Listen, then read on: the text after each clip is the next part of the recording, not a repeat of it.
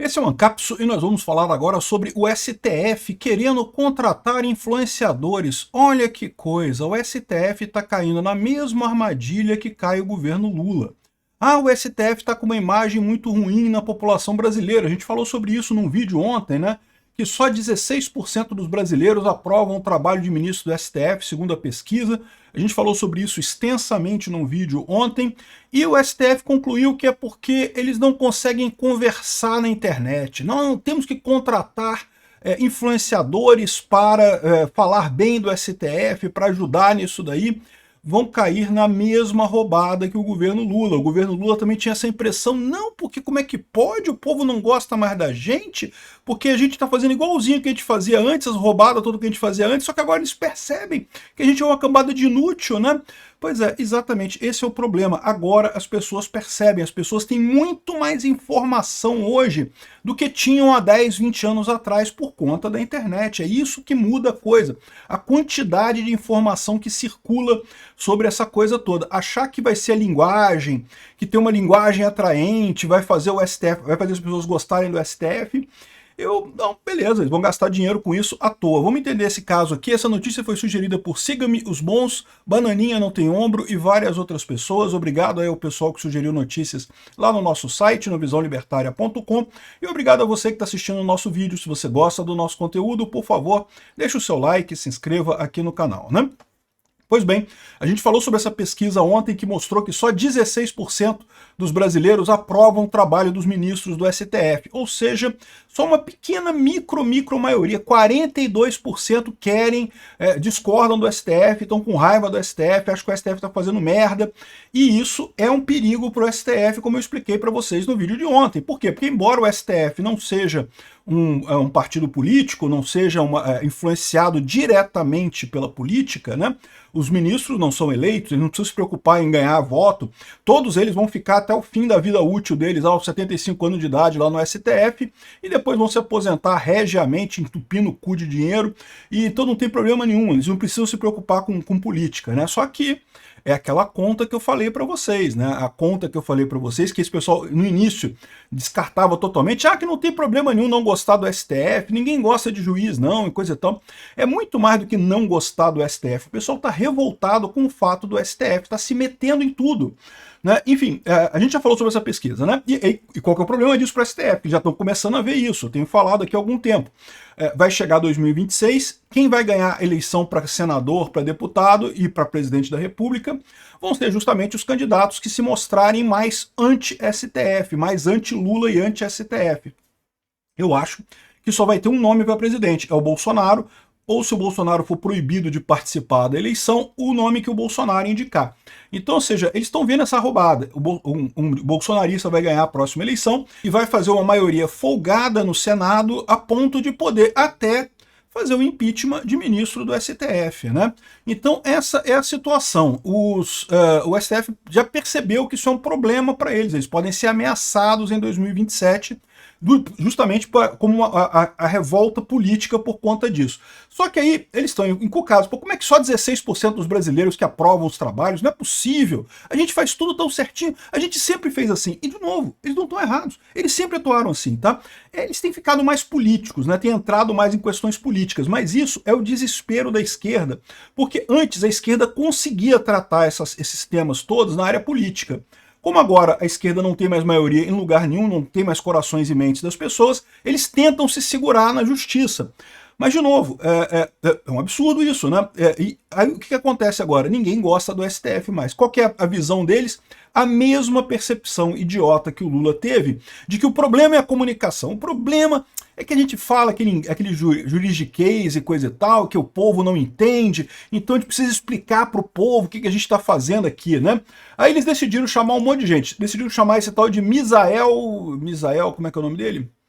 Misael da Silva, que ele interpreta advogado de Alexandre de Moraes nas redes sociais e tem uma conta com 3 milhões de pessoas. Eu confesso que eu não conheço.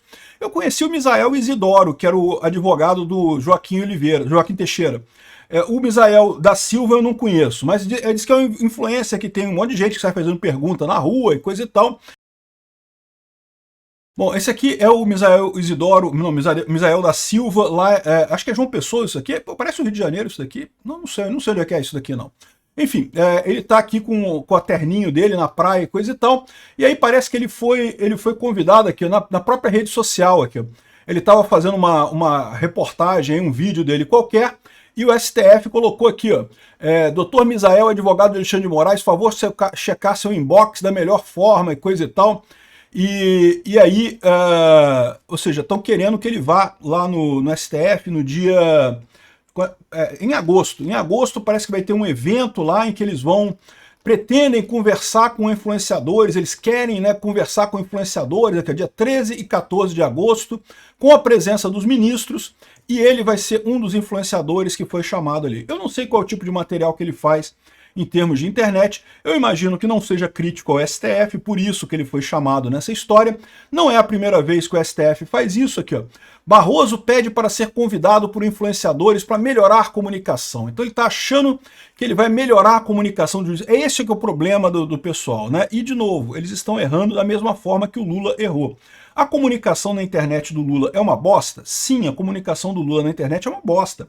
O pessoal do PT não é especializado nisso. O pessoal do PT é iniciante nessa porcaria, não sabe nem o que está fazendo. Então, realmente, a comunicação do PT é uma bosta. Mas não é esse o problema. O problema é que a internet tem mais informação do que você tinha antes. Então, o trabalho de você fazer a comunicação é muito mais complexo. E aí, o que acontece? O Lula continua querendo usar os mecanismos anteriores, as palavras-chave anteriores, os chavões, as palavras de efeito anteriores. Isso não resolve mais o problema. Quando você tem um público mais educado, mais informado sobre o que está acontecendo, isso se torna mais complicado, né? É lógico que eles vão culpar a internet, vão dizer que não, que absurdo, o problema é as fake news e coisa e tal. Não, o problema não é as fake news, o problema é a verdade. Fake news você tira de letra, fake news você resolve com, fácil isso daí. E fake news tem dos dois lados, eles também fazem mentira também o tempo todo. Então não é esse o problema é a coisa em si. Eles não percebem isso. E o STF está embarcando na mesma situação. O STF tem realmente uma dificuldade de linguagem com o povo? Eu não tenho dúvida que tem. O STF, de fato, fala juridiquês e quem não é da área pode ter dificuldade de entender até coisas mais simples, né? Eu volto e meio explico para o pessoal aqui alguns termos, algumas situações do mundo jurídico, porque, né, eu sou advogado, eu tenho algum conhecimento nisso aí, não sou nenhum super especialista nisso, mas, porra, estudei direito, advoguei durante muito tempo, hoje em dia eu ainda tenho meu OAB, mas não advogo mais. Mas coisas que são mais ou menos óbvias e que o público em geral não sabe, né? Eu sempre insisto nesse troço que o pessoal fala que não, deu 48 horas para responder como se fosse uma coisa. Não, isso é padrão, isso é normal, todo mundo dá esse horário para responder, isso aí não quer dizer nada no final das contas, não faz diferença nenhuma.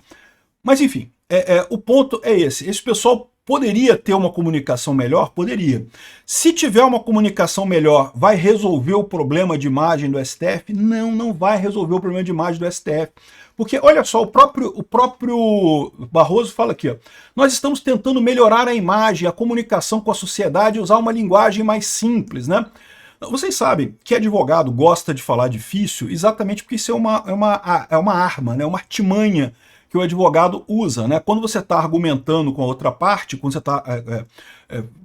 em última análise, é trabalho do trabalho do advogado é argumentar. Você já parou para pensar isso? Você vê esses argumentos, essas discussões que tem entre duas pessoas aí na internet, o pessoal fazendo argumentação, discussão, né, debate, né? Em última análise, o trabalho de um advogado é isso. Você, o advogado da outra parte, e vocês vão argumentar ali. E uma das alternativas que você tem para ganhar um debate é usar palavras que o outro lado não saiba. Porque aí o outro lado fica na defensiva, eu não sei o que isso significa, se eu entregar que eu não sei o que significa, eu fico como menos conhecendo a coisa, se eu assumir uma coisa e estiver errado, vou parecer um otário. Então, ou seja, você usar uma palavra que o outro lado não entende corretamente, é uma vantagem com o advogado, todo advogado sabe disso. É por isso que você vê esse negócio, não, porque não sei o que lá, né, indúbio pro réu, e não sei o que lá, esses usos de termos em latim, não sei o que lá, um monte de expressões difíceis. E é justamente isso, é uma estratégia de debate, é uma coisa de debate. Em última análise, um julgamento é um debate entre duas pessoas em que cada um está argumentando por das partes e o juiz vai decidir no final quem é que ganhou, se for um juiz isento, né? Se não for Alexandre de Moraes. O Alexandre de Moraes já sabe quem ganhou, já está de um lado, ele está mais de um lado do que qualquer outra coisa, né? Mas então, essa técnica de usar palavras difíceis, né, isso é técnica de advogado. E com isso acaba os advogados, de toda forma, todo mundo jurídico, usando termos que as pessoas não entendem muito bem, não é do senso comum, é de propósito. No momento que uma expressão começa a ser de conhecimento geral, que todo mundo sabe o que significa essa expressão, ela já não serve mais para o advogado usar ela para tentar botar o outro advogado numa saia justa. Então eles já vão inventar outras expressões, já vão buscar outras coisas, já vão buscar outros aforismos aí, malucos aí para dizer isso daí, né? Então, ou seja, é um truquezinho idiota, é uma idiotice esse tipo de coisa de usar expressões difíceis, expressões que o pessoal não conhece. Mas, de fato, isso dificulta que o povo entenda o que está acontecendo, isso faz parte. Agora, aqui, ó, a importância de uma boa comunicação para que a sociedade compreenda melhor os direitos e decisões da justiça. E esse é o erro dele, porque já existe isso. Eu faço esse trabalho aqui, vários outros influencers fazem esse trabalho de traduzir as idiotices que esse pessoal pare, para explicar para o pessoal qual é o tamanho da lambança que esse pessoal está fazendo nessas decisões deles, né? O povo sabe o que está acontecendo, né? O Supremo, a gente decide coisas desde pesquisas com célula-tronco embrionárias até demarcação de terras indígenas. O judiciário, aqui, repara o ponto, o judiciário passou a ocupar um espaço na vida brasileira que ele não tinha.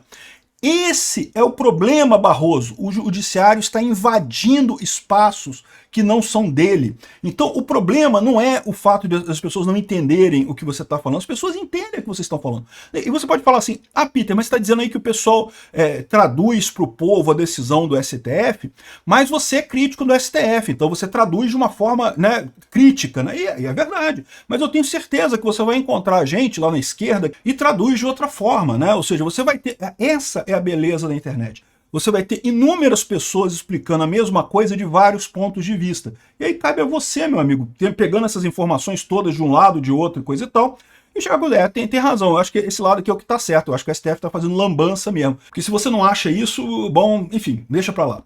Olha só, isso veio crescendo a partir de 1988, em razão do arranjo institucional brasileiro. Ele está querendo culpar aqui o fato de que a Constituição brasileira foi feita para ser parlamentarista. O pessoal queria parlamentarismo em 1988. Só que não conseguiram. Aí ficou esse esquema meio enjambrado de um presidencialismo que precisa do Congresso e coisa e tal. Mas o problema é o seguinte, de fato, desde 88 tem aumentado a interferência do STF nessas questões. Mas foi a partir de 2013 que o STF, de fato, começou a tomar decisões absurdas que ferem abertamente a Constituição. Eu já expliquei alguns casos aqui, onde começou esse troço, foi com casamento homoafetivo, união estável homoafetiva. Por quê? Porque eu sou contra isso? Não, eu sou a favor, eu acho que tem que casar, todo mundo tem que casar. Só que teria que mudar a Constituição diz abertamente lá na Constituição que o casamento é entre homem e mulher. Mas aí eles entenderam que a Constituição também fala que os direitos do homem são iguais aos direitos da mulher, então isso quer dizer que o homem é igual à mulher, então quer dizer que se está dizendo que casamento é homem e mulher, então é entre homem e homem, mulher e mulher também pode ser, né? E isso não é bem assim, porque você não pode interpretar a Constituição de forma aberta, porque se você começa a fazer isso, você pensar primeiro no princípio do que no que está escrito na Constituição, aí você não tem limite, você começa a interpretar tudo na base do princípio. E foi justamente esse ponto que mudou a coisa toda. De novo, deixando claro, eu sou a favor do casamento homoafetivo, eu acho que tem que ter direito mesmo. O que eu acho é que não poderia ser por decisão do STF. Né? E aí depois disso, aí começou, né?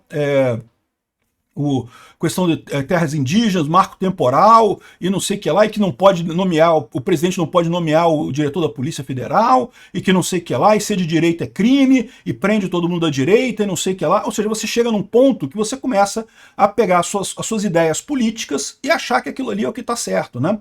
Enfim, aqui ó, ao tentar justificar a ampla atuação do STF, Barroso conversou com influenciadores sobre a importância de alcançar o público jovem, incentivar a diversidade no judiciário com pessoas que se informam sobre a corte. Entre os participantes, criadores de conteúdos para empreendedorismo, saúde e turismo. Então esse pessoal aqui ó, é o pessoal de esquerda que ele está tentando convencer a falar sobre... Mas já tem gente de esquerda que traduz as coisas dele. O pessoal do ICL lá, do Instituto Chupa Lula, já fala, já elogia essas coisas do STF, coisa e tal, e fala a verdade. O problema não é a comunicação, o problema é a coisa em si. E o STF vai chegar na mesma conclusão que o Lula com o Sidônio lá. Contratou um mega marqueteiro. Não, agora vamos resolver o problema da comunicação. E eu, sinceramente, acho que o Sidônio é um idiota também, não está conseguindo fazer a comunicação de jeito certo com o Lula de jeito nenhum. Está errando do mesmo jeito, continua sendo um dinossauro de marketing que não está adaptado à era atual. Mas, de novo, o problema do Lula não é a comunicação, o problema do Lula é o Lula. E da mesma forma, o problema do STF não é a comunicação do STF é uma bosta? É uma bosta. Vai contratar influenciadores, o advogado do Moraes e não sei o que lá e coisa e tal, isso vai resolver alguma coisa? Não vai resolver coisa nenhuma. O problema do STF é o STF. E, inclusive, nem a questão da censura das redes sociais, porque tá, o Barroso está criticando o voto do Mendonça, porque diz que ele devia ter feito um voto médio para chegar no coisa, agora o voto dele vai ser vencido e ninguém vai aceitar. Um absurdo isso, né? Eu também acredito que vai ser vencido, mas é um absurdo isso. O pior é que o STF vai descobrir que mesmo censurando as redes sociais não vai mudar as coisas, porque eles não estão entendendo o tamanho da mudança que está acontecendo. Obrigado por assistir o vídeo até o final. Além de curtir, compartilhar e se inscrever no canal, considere se tornar patrocinador com valores a partir de R$ 1,99. Clique no botão Seja Membro abaixo para saber as condições e vantagens de patrocinar o canal. Mais informações sobre o nosso projeto, visite nossos sites indicados na tela.